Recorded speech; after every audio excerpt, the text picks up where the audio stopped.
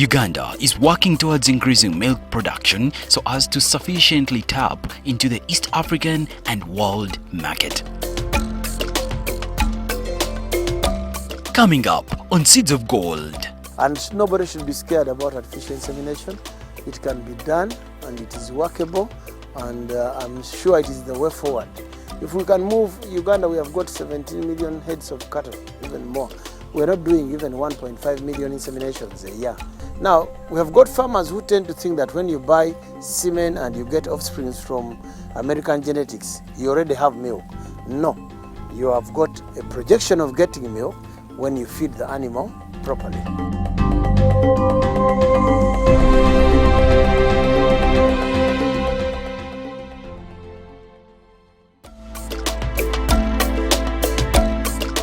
In 2020, Uganda's milk production was 1.77 million tons and increased from 243,915,000 tons in 1971 to 1.77 million tons in 2020, growing at an average annual rate of 4.59%. As of December 2021, the country produced 2.81 billion liters of milk annually. 800 million liters were consumed within Uganda and over 2 billion liters exported.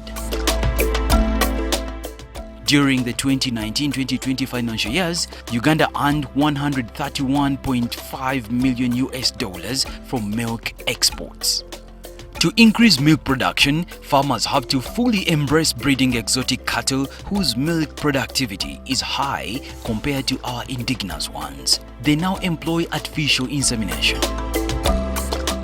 Worldwide Sires Uganda, together with Worldwide Sires Limited, USA, have been on ground for some years now. The dairy industry is one of the still growing industries in Uganda with the ability to compete on the global market.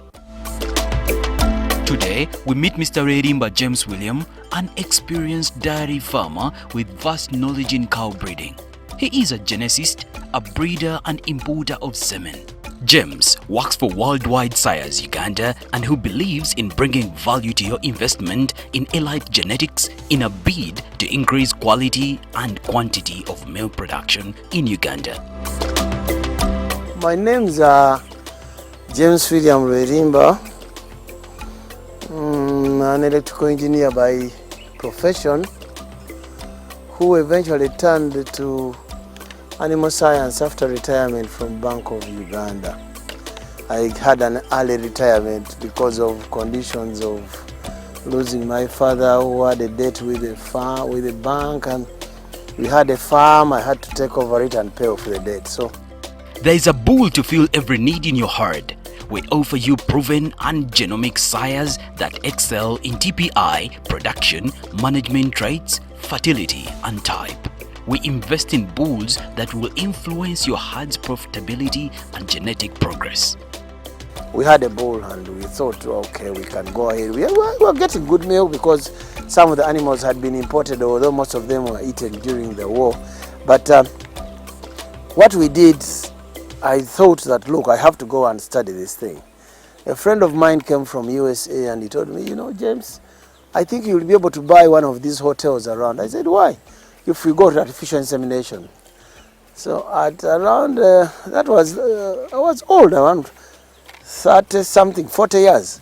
I went to study again artificial insemination, to do the art of doing the game. And then I studied animal science, then I studied genetics, then I studied the animal grading and judging. So now, when I did that, I did it in from 1996 to 1998. I've been frequenting USA for short courses ever since then. For as late as 2006, I was still studying. You can imagine an old man like me studying. But what was I studying? Just to see how I can perfect the game and understand the selection of the bull, understand the selection of the semen, understand what would be best for my country. Because you find Uganda is different from USA, Uganda is different from Kenya, but we all have the same source, semen. And that semen can work in different environments. So it depends on what you want in your area that will make the difference in your people. Mr. Rerimba takes us through the science of semen. You may, as a farmer, need a pen and a book to write down some facts. This is mind-blowing and worth the attention. Semen comes in tanks like this, in that it is supposed to have liquid nitrogen in it. When you see it smoking, that one is liquid nitrogen. And the semen inside is like that. That semen I'm going to show you, I've got some which got spoiled some time back, but all this is supposed to be in liquid nitrogen. It is so cold that it burns. It burns. And when it burns, it kills. It kills the cells. So we are always very careful in handling this semen. It comes and we transfer it to these small tanks, like this one. When somebody is going to do a service, we put the semen. You see that? Now this one, for me, I know the code. That is, there is a name on that book, on every straw. That one is what we put in the gun, which I'm going to show you, for breeding the cow. And always this thing is supposed to be immersed in liquid nitrogen. If you leave it outside for just 5 minutes, it is gone. Even 5 is much, 3 minutes. The semen itself would look like this. The straw is small. I don't know whether you'll be able to get it, but this is what the straw is like, and it has got an end which has got a plug which pushes, and this end is sealed. So we have got to get the breeding gun is this one, and we put the straw with the plug first inside. It goes in like that and leaves a small tip outside.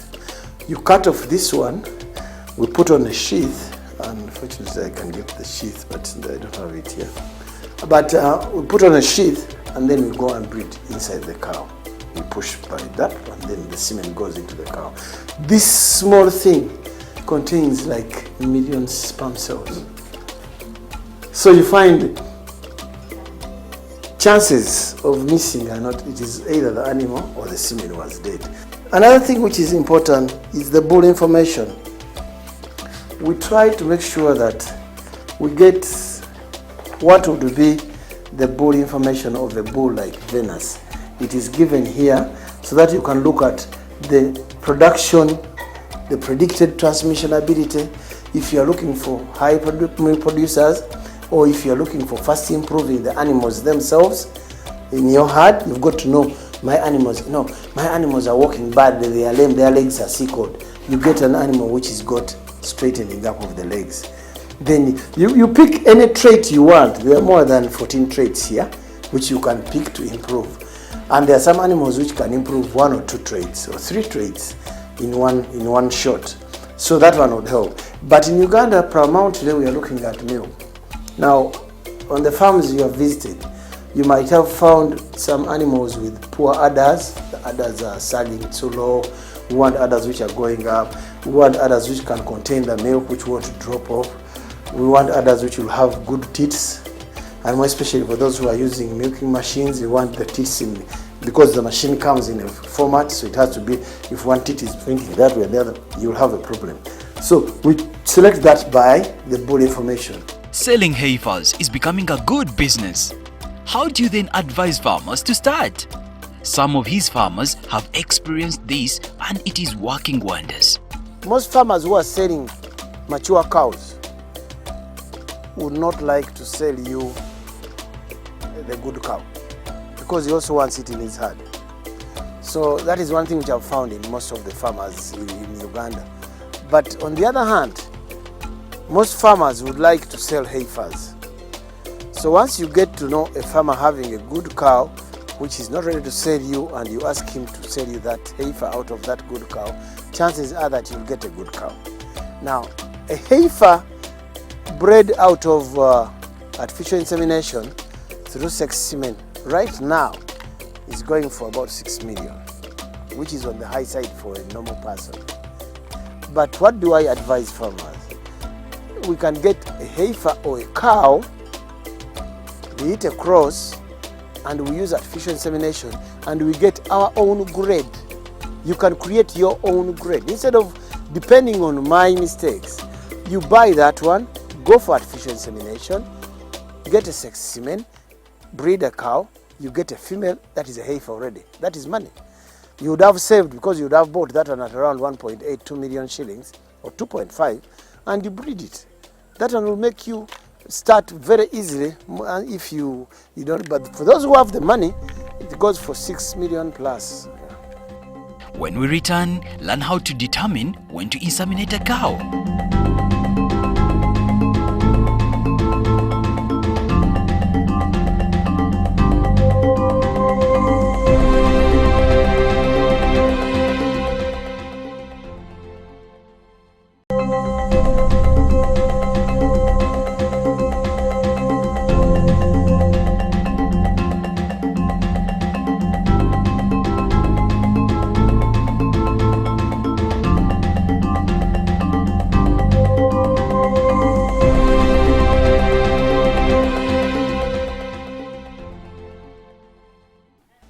Changing people's attitudes from indigenous cattle has not been easy, especially as a business.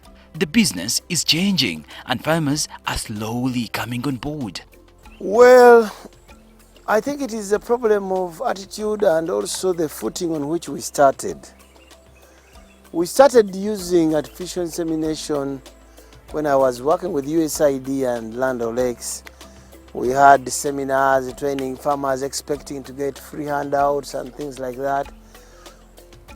Just like you find how the Frisian animal came in from Netherlands, they used to give free animals. So people getting to know it as a business is what has had so many people dropping off the line as we go along. But otherwise it is improving by the day. And now people understand, getting to more to understand what they are looking for. In those days they didn't ask, my animal is on eat, you come and serve it. These days, can you do me this type of animal? They are changing slowly but getting the right direction. The uniqueness and difference between bull breeding and insemination is evident. With the latter, a farmer is able to determine which offspring they want to bring into the world, whether male or female. We have got semen, what we call conventional semen, whereby you find in each straw there are about 1 million sperm cells. And it depends on the timing and the pH, and there's a lot of science there for you to either get a female or a male. But the chances are usually 50-50. And you might get a female out of it, you might get a male out of it. Now, when we talk of sex semen, they get the conventional semen and try as much as possible through a machine to separate the male germs from the female germs. So that is when that's what they put in the straw for the sex semen. So that one is pricey because every about 10 straws, they can only get one of the sex semen. That's why it is pricey. But otherwise, it is there and it's possible, and it can save you a lot of chances. You can even use conventional, and you get females. There are people who have been having that chance, and they're getting females. My cow produces female. You don't have to go for sex. You can go for the conventional semen. And nobody should be scared about artificial insemination.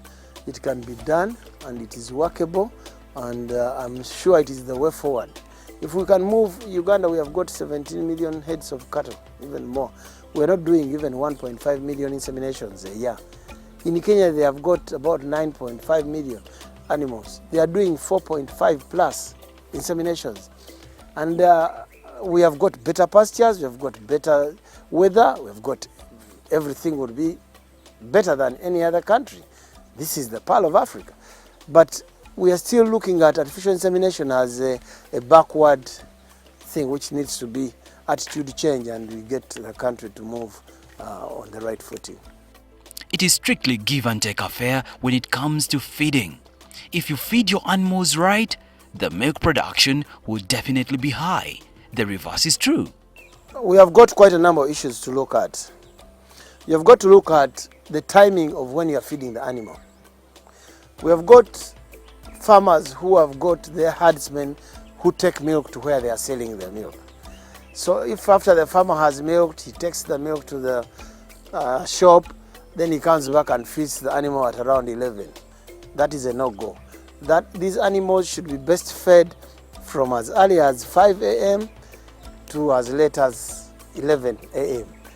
That's when you give it the best time to rest, chew the cud, and then produce milk. So that is number one. To produce milk, the cow has got to chew the cud and it has got to eat in the right time. Two, the animals are supposed to have clean water ad lib. When you say ad lib, all the time. And we have got some people who are got a feeling that when the sun is high is when you take the cow. The cow takes water even when it is cold. When you look at the cow, it has got only the hoofs and the nose to sweat from. The rest is all skin. So it has got to perspire and steam off all the time. It has to have water. So you've got to make sure it is comfortable. Two, the type of feed is also important. We should reduce on feeding the cow water. What am I saying? When you get the napier as you have cut it from the field, wet as it is, and you chop it for the cow, you are feeding the cow more water than the dry matter. So you're supposed to have cut the napier a day, yesterday, let it wither, and then feed the cow. And let the cow eat more dry matter than eating water, and then drink the water separately. There you'll be getting the best feed. We have got people who tend to think that cows don't want to eat dry grass. My cows who have never eaten hay, so it won't make sense. But hay is number one. It is a good dry matter, and it is well withered, well dried in that it does not direct sunlight, and you find it gives the best nutrients. We've got silage, whereby it is well fermented in a silo, and you can have a maximum out of your production. Now, we have got farmers who tend to think that when you buy semen and you get offspring from American genetics, you already have milk. No, you have got a projection of getting milk when you feed the animal properly. So that is one thing which farmers have got to take care of. One has got to have some level of trust in this business. We were lucky to visit some of the farmers that have embraced this and are getting the service from Worldwide Seers Uganda. You can see all the calves that are in here are strictly females. Why females? It's because we use AI, and AI that is sexed. We use sexed semen. We do not use any sexed semen. Is semen that is sorted to produce a particular sex of animals. Here we use sexed semen to produce only females. Of course, there are some areas where you can get maybe one bull in a year, one or two bulls in a year, but we strictly serve with sexed semen, and that semen we get it from Worldwide Seers. So all these are daughters and one son of Worldwide Seers. Yeah, we keep records because now these are daughters of Superfly. The majority here are daughters of Superfly. So next time when we are serving, we shall not use Superfly again to serve these ones. We shall use another bull. They provide us with catalogs. Yeah, bull catalogs. Yes. The Seeds of Gold crew got a chance to see a newborn calf being fed on zero grazing. Hygiene is extremely important to avoid infection. Here we do dairy. Our business is dairy, so we don't let a cow, because for it doesn't regulate the intake. For it just takes, but we have to measure specifically what we should give to the calf. Yes. For example, that one can take close to a liter now, but as it goes on, we shall give it 2, 3 until when we start giving it 3 liters in the morning, 3 liters in the evening. Yeah, it was born in the morning. Yeah. Now, this is a newborn baby. This is 2 weeks old. But usually our practice is what we do. At 7 days, we debud. We remove the buds, as you can see here. We put what we call the horn remove to prevent the growth of the horn. That's how we manage them. Then the beddings, we have to make sure that we change them every after 3 days. We change this mattress, put a new grass in, so that its hygiene is perfectly managed. This one is fed on purely milk and some water, 3 liters of milk in the morning and 3 liters of milk in the evening. Then after around midday, that's when we introduce them on water. We give them hay as early as day 1. They are strictly fed on hay. Hay is dehydrated pasture. We mix hay with molasses and some grains so that we start feeding them as early as 1 day. So this one, on hay, around a kilogram per day, because this is still young. From now 2 months up to 7 months. This group strictly feeds on 2 things, hay and concentrates. Hay is very important because it helps to build the second stomach and the calf grows faster. There is very much water intake and then the second stomach builds up very fast. And then, because you know, a calf, second stomach is the source of milk. They are fed on strictly hay. We make hay from various types of grasses. We have brachiaria, that is called chifuta in Uganda.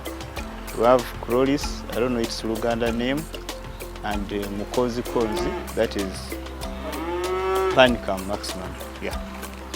This is hay. This is the dehydrated pasture that I was talking about.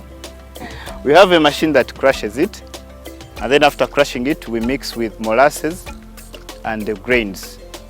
Grains, we put maize bran, we put cotton, we put soya, and then we feed them. This helps them to grow very fast. And the major secret, when we are, because these are dairy cows, but at infancy we feed them on beef concentrates. Why? It's to make them grow rapidly. We only remove the beef concentrate when they reach the other side of the other stage of serving, that stage of doing AI. That's when we now change to dairy concentrates. But at the infancy stage, we feed them on beef concentrates because we need them to grow rapidly. They eat at their free, whenever they feel like eating, someone comes and checks around. When they are over, he puts again. We saw the first, the second, and the third stage. Here, they range from 7 months up to when they are served. We usually serve them at around 14, 15 months. Like majority of these cows, these heifers were served. There is this one, the Jersey was served at 13 months. There is this one was served at 14 months. There is another white one there, was also served at 14 months. All these animals were served with sexed semen. So out of these 12, 13, 14 cows, heifers, we expect to get at least 90% females because we served with sexed semen. It is important for dairy farmers to paddock the cows in categories as each needs special attention to be productive. Next week on the show, Moses is a trained farmer that has taken on the new technologies of using insemination. Yeah, in our training, we are not advised to take a cow to be mounted by a bull in the village. Sizitwala kunnome. Sizitwala kunnome. Musawo lukyamuzi yaziwakisa. N'omulala omusawo bamuyita wino. Eno yakagiwakisa erigwa kuligenda kweza myezi 2. Enegwa kuligenda kweza myezi 4. We want the farmers to know when the cow will come on heat. And if it conceives on the 8th, it will deliver on the 14th of March.